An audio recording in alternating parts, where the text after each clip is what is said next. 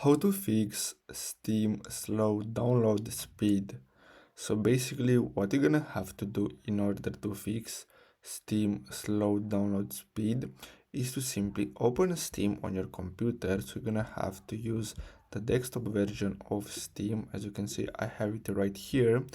And then what you're gonna have to do next is simply go to library and then click on downloads.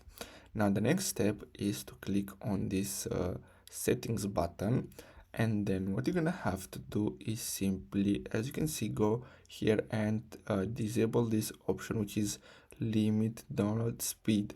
So if you have this enabled, simply disable it like this, and then what you're gonna have to do next is clear the cache files of the Steam. As you can see, you're gonna have to clear download cache, and basically this will fix the slow download speed of Steam on your computer.